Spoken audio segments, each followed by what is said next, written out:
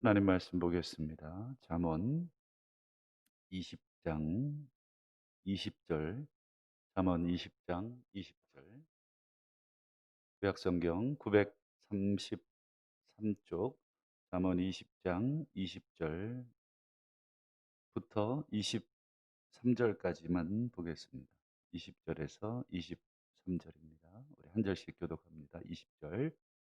자기의 아비나 어미를 저주하는 자는 그의 등불이 흑암 중에 꺼짐을 당하리라.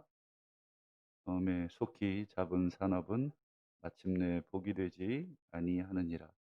너는 악을 갚겠다 말하지 말고 여호와를 기다리라. 그가 너를 구원하시리라. 한결같지 않은 저울추는 여호와께서 미워하시는 것이요 속이는 저울은 좋지 못한 것이니라. 아멘. 할렐루야. 오늘도 존전에 올라와 기도하시는 우리 모든 성도님들의 기도가 응답되시는 은혜가 가득하시기를 주의 이름으로 축원합니다. 오늘은 함께 보신 본문을 중심으로 각골난망이라는 제목으로 잠시 은혜를 나누도록 하겠습니다. 오늘 20절에서 23절까지 우리가 두 가지를 생각을 해보겠는데, 먼저 은혜에 대해서 생각을 해보겠습니다. 20절을 한번 보겠습니다. 자기의 아비나 어미를 저주하는 자, 그는 그의 등불이 흑암 중에 꺼짐을 당할 것이다. 부모를 공경하라 하는 말을 뒤집은 거죠. 어, 부모를 저주하는 자, 그의 등불. 여기서 등불이라는 것은 생명을 의미하는 은유입니다. 그의 생명이 꺼짐을 당할 것이다. 곧 죽으리라 라고 하는 표현이 되겠습니다. 여러분, 아비나 어미를 저주한다라는 표현이 여러분 구약에 또 어디 나오죠? 대표적으로 두 군데만 한번 보겠는데요. 출애굽기 21장 그리고 레위기 20장을 한번 화면을 통해서 보시면, 자기의 아버지나 어머니를 저주하는 자는 반드시 죽으리라. 죽을 사람 많네요. 그 다음에 레위기 20장, 누구든지 자기 아버지나 어머니를 저주하는 자는 반드시 죽일지니, 이렇게 돼 있네요. 죽일지니까 굉장히 그 공동체 안에서 어, 처분하라는 뜻이 되겠죠. 그냥 자연사에서 죽는다는 게 아니라 죽여라 라고 하는 그 공동체 전체 안에서 그런 짓이 일어나지 않도록, 우리 굉장히 무시무시한 뜻이 되겠습니다. 여기서 이 저주한다라는 단어를 히브리어로 사전을 찾아봤더니 칼날, 아, 칼날, 우리 아주 칼날 같은 뭐 그런 발음이던데, 이 칼날이라는 단어가 하찮게 여기다, 시시하게 여기다, 보잘것없이 여기다, 가볍게 여기다, 가볍게 여기다, 이런 뜻. 반대말이 공경인데, 공경하다는 말이 이제 카바드라는 단어인데, 이거 무겁게 여긴다는 뜻이거든요. 그러니까 공경하라는 반대말이 저주한다인데, 저주한다는 이 칼날이라는 단어에 가볍게 여긴다, 시시하게 여긴다, 우리 어, 귓등으로도 안 듣는다, 뭐 이런 말 하잖아요. 어, 그런 식으로 말에 대한, 그분의 권위에 대한 이런 것들. 신명기 27장 16절을 보시면, 조금 표현을 바꾸었는데 보시면, 그의 부모를 경홀히 여기는 자는 저주를, 아까는 그의 부모를 저주하는 자는 죽이라 이렇게 돼 있다면, 부모를 경홀히 여기는 자는 저주를, 저주는 당연히 이제 죽임을 당하는 저주가 되겠고, 그래서 경홀히 여긴다라고 하는 게, 이 단어를 찾아보면 업신여기다, 멸시하다, 즉 가볍게 여긴다 하는 거죠. 누군가를 향해서, 특별히 사람을 향해서도 물론 우리가 그래야 되지 그러면 안 되겠지만, 우리가 태어나서 가장 처음 만나는 분은 부모님. 인간관계의 시작은 부모로부터 시작이 됩니다. 그래서 제일 가깝기도 하고 제일 멀기도 하죠. 왜냐하면 그 관계가 어떠냐에 따라서 아주 친밀해지기도 하고 원수가 되기도 합니다. 그런 면에서 인제 아마 좋은 케이스가 아니라 나쁜 케이스들을 이제 하나님께서 10 계명 가운데 제 5 계명이죠. "일다 이유 삼망사한 오공 공경하라." 하는 다섯 번째 계명입니다. 인간적인 측면에서 우리가 볼 때 우리 형편없는 부모님들이 계십니다. 뭐 요즘 뭐 뉴스나 이런 데 심심치 않게 어제도 광주, 아이고 지역을 얘기해 버렸네. 뉴스에서 음 2년 만에 냉장고에서 한 아이가 나왔어요. 엄마가 2년 동안 아이를 냉장고죠. 냉동고죠. 냉동고에 넣어 놔 버린 거예요. 야, 이게 부모가 맞나 싶을 정도로. 그런 뭐 형편없는 부모들도 많죠. 무책임한 부모들도 많고, 또 그로 인해서 자식들이 고통을 너무 많이 받는 케이스들도 있죠. 그래서 뭐 존속 살해, 부모를 죽이는 경우도 많고 뉴스에 심심치 않게 나오지 않습니까? 뭐 그렇게까지 우리가 그런 케이스를 안 당해야 되겠지만, 또 때로는 그 정도까지는 아니어도 우리가 정서적인 학대를 또 받을 수도 있죠. 어릴 때 부모님으로부터 어떤 육체적 또는 정서적 어떤 영적 학대를 받아보신 분들은 아마 '부모님을 공경하라.'라는 이 계명이 탐탁치 않을 것입니다. 정말 내가 어떻게 해도 시원찮은데 뭔 공경인가. 이 5 계명에서 턱 걸리는 거죠. '하나님이 그것을 모르실까? 하나님이 당연히 아시는데도 왜 공경하라 우리에게 그랬을까?' 여러분, 여러 가지 측면이 있겠습니다만 아마 가장 기본 단위인 가족이라고 하는 공동체부터 깨지기 시작하면, 그것이 확대된 마을 공동체는 당연히 쑥대밭이 됩니다. 뭐 작은 거 하나로 서로 서운하다고 이 부모에 대한 또는 우리 형제들에 대한 이런 것들을 보복하고 하기 시작하면 다 무너지고 도미노처럼 무너지고, 옆집이 무너지면 여러분 우리 집은 안전할 것 같습니까? 우리 집도 그 피해를 그대로 옵니다. 그런 데서 자란 아이들, 공경하는 것을 배우지 못하고 보복하는 것을 배우면서 보복을 당하면서 자란 아이가 여러분 우리 집에 해를 안 끼칠까? 끼칩니다. 층간소음 보세요. 못 견뎌 올라오고 망치 들고 올라옵니다. 내가 조용히 하라 그랬어, 안 하라 그랬어. 뭐 이렇게 뭐 이해고 뭐고 없습니다. 물론 우리도 조심해 줘야 되고, 또 먼저 가서 "아유 어제 좀 시끄러웠지요. 죄송해요."라고 얘기도 하지 않고, 서로 여러분 이 부모로부터 그런 것들 공경을 배우지 않으면 이게 다 무너지게 되어 있습니다. 저는 그래서 하나님께서 이 부모에 대한 이 공경은 부모님 자체에 대한 공경이기도 하지만 가장 인간관계의 시작이 되는 그 관계에서 서로 공경하고 존중하고 저주하지 않는 법을 배우는 아주 중요한 훈련의 장이기 때문에, 부모님이 사실은 마음에 안 들고 좀 힘들게 해도 거기서부터 우리가 공경하는 것을 배우는 것이죠. 아마 우리 성도님들 부모님 한번 생각해 보시면, 뭐 좋으신 부모님 밑에서 자란 분은 당연한 게 아니라 참 축복인 것이고, 그렇지 않은 부모님 밑에서 자랐다 할지라도 지금 우리가 이렇게 잘 컸다 한다면 그것 역시도 감사한 것이죠. 그래서 우리 21 절을 한번 보시면, 이제 이게 부모 공경하고 상관이 좀 있습니다만 21절 처음에 속히 잡은 산업은 끝내 마침내 마지막에는 이런 뜻이거든요. 마지막에는 복이 되지 않는다. 복이 되지 않는다라는 말을 뒤집으면 저주가 된다, 이런 뜻도 됩니다.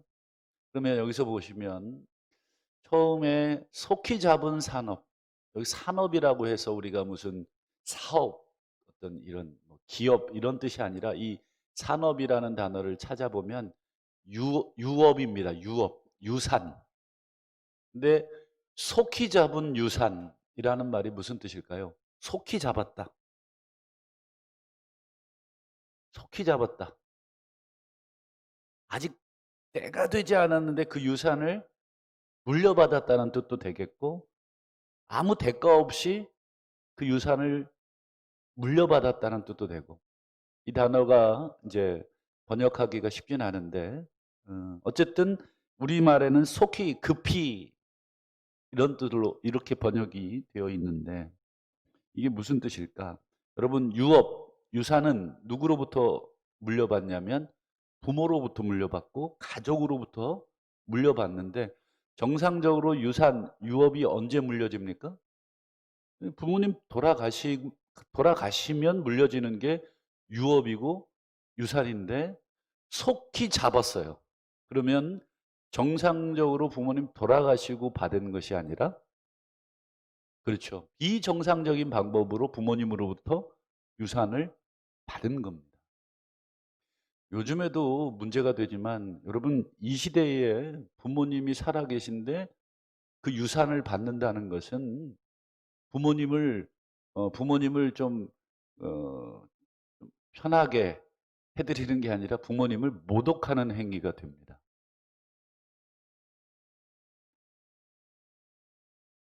대표적으로 여러분, 성경에도 기록되어 있잖아요. 누가복음 15 장에 보면 탕자, 그렇죠? 탕자가 부모님한테 뭐라 그래요? "내게 돌아올 분기 유산 좀 땡겨 주십시오." 어떻게 보면 우리 사회에서 뭐 '그럴 수 있지 뭐. 내가 살아 있을 때 내 재산을 좀 떼주지.'라고 하는 생각이 있을 수 우리한테는 있지만, 이 시대의 관점에서 보면 그것은 부모를 경홀히 여기는 짓이요, 부모를 저주하는 짓이고, 쳐 죽여도 시원찮을 짓입니다. 부모님에 대한 권위를 다 무시하는 듯 행위가 바로 유산을 요구하는 행위. "당신 빨리 왜 죽으면 좋겠는데 왜 안 죽어 가지고 내가 지금 이 돈 좀 써야 되겠는데." 이런 뜻입니다. 당시에, 지금도 우리 요 조그마한 동네에서 뭐 이게 옆집에 무슨 소문 나면 얼마나 창피합니까? 근데 이 시대에는 마을 자체가 다 시족 사회예요. 옆집은 작은 집, 큰 집, 이모, 고모, 뭐 아빠, 형제, 그 마을 자체가 집성촌입니다. 집성촌. 그래서 저 집에 일어난 일은 우리 집 일이에요. 지금도 중동에 가면 그렇게 삽니다. 그러니까 인제 우리 집 애가 유산을 가지고 갔다? 그러면 마을 전체가 공분을 사는 거죠. 이런 걸 무슨 자식이라 그래요? 호로 자식이라 그러죠. 호로. 오랑캐 자식이라는 거잖아요. 이 인제 21 절이 바로 처음에 속히 잡은 산업은 마침내 저주가 된다. 즉, 이 속히 잡은 유업, 즉 부모님으로 살아 계신데 자기의 뜻을 주장하여 부모님을 경히 여기고 경멸히 여기고 저주스러운 행동을 하는 그런 놈은 복이 되지 않는다. 즉 저주로 끝난다. 그러니까 이제 이 21절은 20절의 말씀하고 짝을 이루어서 해석을 해야 합니다. 이것이 오늘 첫 번째 은혜에 대한 얘기고, 두 번째로 보겠습니다. 22절을 한번 볼까요? 너는 악을 갚겠다 말하지 말고 여호와를 기다려라. 그가 너를 구원하시리라. 악을 갚겠다라고 하는 것은 이 사법적 정의를 악을 갚겠다 말하지 말라, 즉 사법적 정의를 세우겠다 말하지 말라는 뜻이 아닙니다. 공동체 내에 사법적인 정의, 재판관의 정의는 있어야 하죠. 근데 여기서 악을 갚겠다는 뜻은 개인적 차원에서의 보복을 말하는 것입니다. 개인적 차원에서 보복하지 말아라 말고 여호와를 기다려라. 여러분, 살면서 악을 당하는 일이 어찌 없겠습니까? 악을 당하게 되면 분노하고 보복하는 마음이 생기기 마련입니다. 그러나 하나님은 왜 자꾸 믿는 우리들에게 또는 신앙 공동체 안에 있는 이 말씀이니까 여러분 이 성경은 기본적으로 우리 신앙 공동체에게 주신 말씀이기 때문에 그럼 믿는 우리 신앙 공동체 안에 개인적 차원의 어떤 보복을 하지 마라.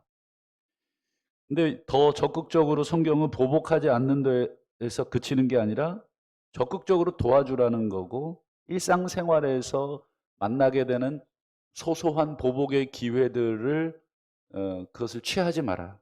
대표적으로 우리 출애굽기 23장을 한번 보여드리겠습니다. 23장 4절. 만일 원수, 내가 이제 보복을 해야 될 원수의 길 잃어버린 소나 나귀를 봤어요. 야, 저거 김 집사 저기 손에, 아이고 쟤 어디 가니? 어디 고삐 풀려가지고 지금 뭐 막 동네 밖으로 지금 나가는 것 같아요. 지금 저렇게 갔다가는 못 잡을 것 같고 나귀도 마찬가지고 그걸 보거든 아이고 쌤통이다 저거. 이러지 말고 반드시 네가 쫓아가서 그쪽으로 잡으려고 그러면 얼마나 힘듭니까? 잡아다가 돌려줘라. 여러분 안 잡아줘도 사실은 누가 뭐라고? 안 하죠. 아이고 지나가네. 내가 어떻게 잡아 저거를.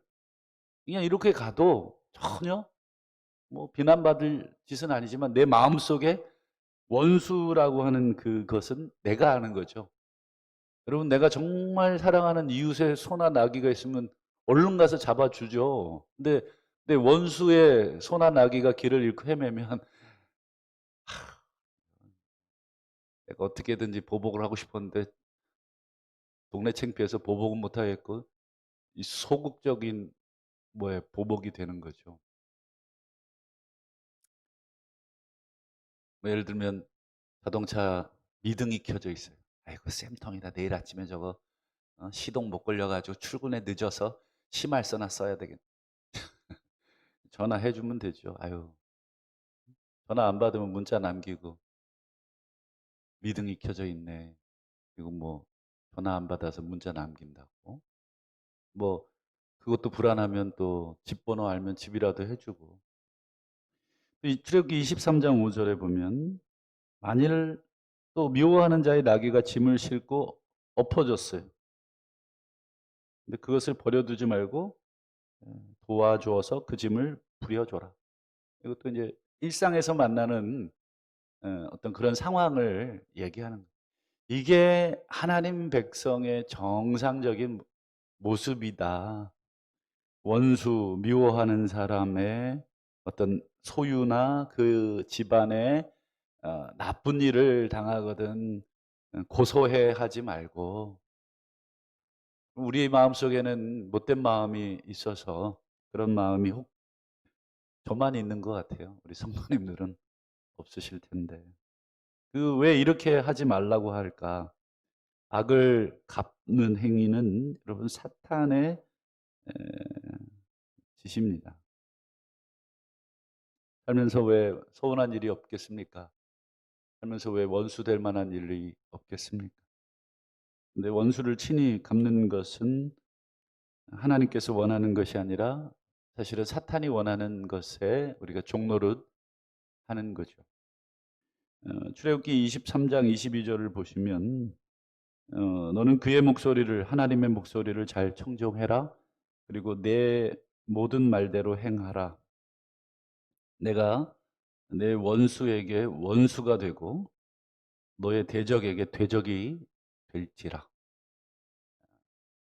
네가 내 뜻대로 하면 내가 너의 대적의 대적이 돼주고 너의 원수의 원수가 되겠다.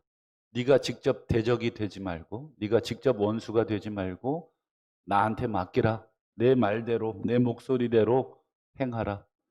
그게 무엇입니까? 23장 4절 5절 우리가 원수의 길 잃은 소나 나귀를 보거든 반드시 돌려주고 미워하는 자의 나귀가 짐을 싣고 자빠져 있거든 버려두지 말고 그거 못 본 척 지나가지 말고 그 짐이라도 부려서 다시 세워주고 라고 하는 그 하나님의 목소리 그 하나님의 명령대로 행하면 내가 네가 원수처럼 여기는 자를 원수로 내가 대해주고 대적하는 자를 대적하겠다.